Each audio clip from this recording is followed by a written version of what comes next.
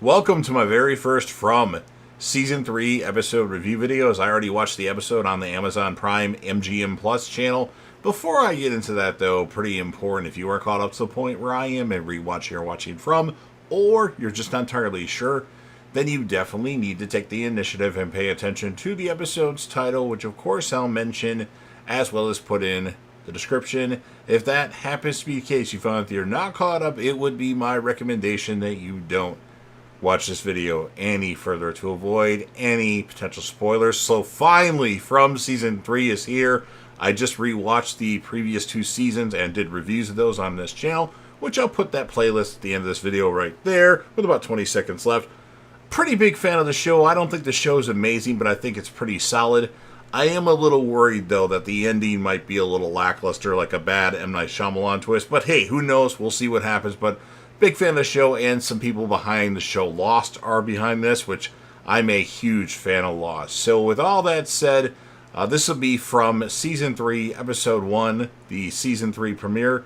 The title of this episode is called Shatter, and this will be my review reaction recap after just finishing watching the episode. So Tabitha finds out that she's in Maine as she woke up in the hospital at the end of Season 2. She was found without any identification. She's told this by Dr. Brody. She tells Tabitha that she wants to run some tests and that the police are on the way because she was found with some cuts and bruises, and that's kind of protocol. So she has to leave to do something, and then once Dr. Brody leaves, Tabitha leaves the room. Well, she gets dressed and then leaves the room and gets on an elevator and leaves the hospital. And as Tabitha is walking on the street, she thinks, or maybe she does see the boy in white, so she follows the boy in white into a coffee shop, but it turns out it's just another kid that looked the same, and then she apologizes. From the back, at least, it looked like the same person, so she apologizes to the boy's mother. Boyd is attending to his bullet wound, and he sees Father Kotry again. And Father Kotry points out all the things that are going wrong right now. Father Kotry doesn't think that Boyd's panicking enough. Plus, it's also getting cold out. Boyd hears Ethan getting stressed about something, and Tian-Chen brings him to Jim. Ethan wanted to go look for his mom. Julie tells Jim that it's not his fault. Jim is going to take off to find Tabitha and tells Boyd he'll keep a talisman in his tent. Boyd tells Jim that the odds are, and Jim says, "Don't you fucking dare." Fatima is puking at Colony House, good old morning sickness, and Fatima says she just needs a second, while Nikki, a character I don't think we've been introduced to before, pounds on the door, and then Nikki complains that Fatima is getting double rations, and then Clara says, "Back off, Nikki," as Ellis arrives, and then Nikki says she's about to piss on the floor. Tilly tells Ellis the first couple of months can be tough, but she'll be all right. Something about Tilly, I think something's up with her. I don't know. Donna tells Ellis we've got work to do. She's worried about the ground possibly freezing, and then asks if Elgin has slept yet. Kenny wants to go out with Jim. Kenny says someone's got to go out with Jim to make sure he comes back in one piece. Jim and Kenny hear glass shatter, and they see Jade, or I think it's Boyd and Kenny. They see Jade in the bar as Jade is on the floor. He's made that symbol, and he's mumbling. He's going crazy. He hasn't slept. So they're going to take him back to the station to let him sleep it off. Tabitha gets a cell phone and calls her mom. She tells her that she loves her so much. She tells her she doesn't want her to be afraid and that she has to go and she might not hear from her for a while. And then Tabitha gives the phone back to the person that she got the phone from. Tian-Chen gives Kenny extra food for him in Jim's journey. Christy is with him, but a very small appearance by Christy in this episode, and no Marielle. Ethan asks Jim if he's really going to go find Mom. Jim says he'll do his best, but he doesn't want Ethan running off anymore, and he promises Julie he'll be careful. Boyd gives Kenny some last-minute pointers about going out further. Donna tells Boyd that everything that survived the storm is spoiled. Randall is taking a goat, and Victor pulls out his gun. Boyd gets him to put down the gun, and Victor hands over his gun. Boyd tells a group of people that are there that witnessed this that what happened today was a setback. The only way we go home is together. Boyd asks Randall to give him time to figure this out, and then Randall gives Boyd Alma the goat back. Kenny and Jim see some weird statues as it gets closer to dark. Jim suggests that they stay there and that they will take a look around to make sure there's no surprises. Tabitha goes to confess to a priest, saying nothing that she's been through is possible. She says she didn't come here to talk about God, and she's asked about the child she lost. What's his name? She tells him his name, and then he asks questions about where she was, and she tells him she was at a place where monsters come out at night, and a place no one can leave. Went into a tree that took her to a lighthouse, and that the little boy pushed her out the window, saying, "This is the only way." Tabitha looks at Victor's snack that he had in the lunchbox and notices Victor's address is in the lunchbox, and the address is in Maine. And Tabitha says she has to go and thanks the priest. Tilly tells Elgin this place isn't that bad once you have the right hobby.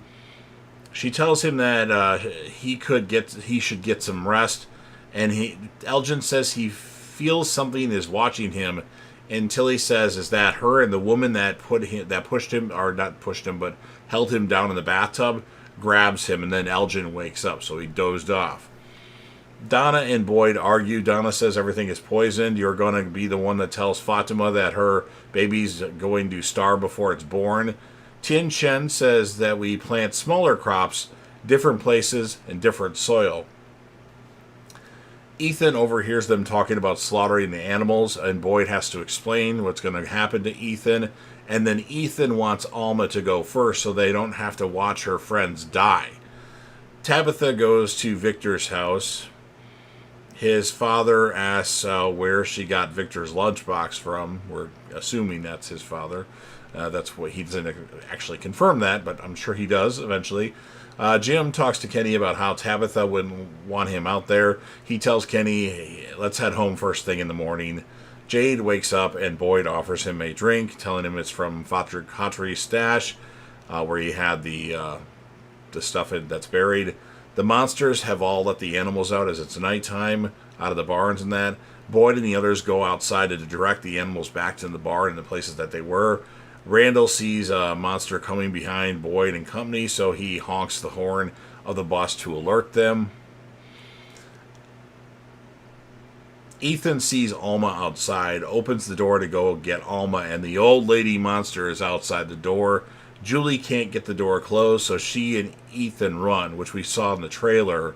And then the monster, says she has a surprise for them as she turns into her monster form, her face. Sarah is randomly outside, which I felt kind of suspicious that she was randomly outside when they ran out, and directs Ethan and Julie. And then they go hide in the bushes. The monster comes back outside and does like a shrieking thing. And then one of the monsters kills a cow that Jade was trying to direct, or slits its throat, or does something to it. And then Sarah, Ethan, and Julie, because another one of the monsters saw them, run to the bus that with Randall.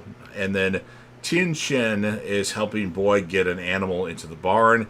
They get it in the barn, but then when they close the barn door and put the talisman on the door, there's actually monsters already in the barn in their human form, and it's a trap by the monsters. So they cuff Boyd to like a pole, and they're mad that Boyd said earlier in the episode this place couldn't break him.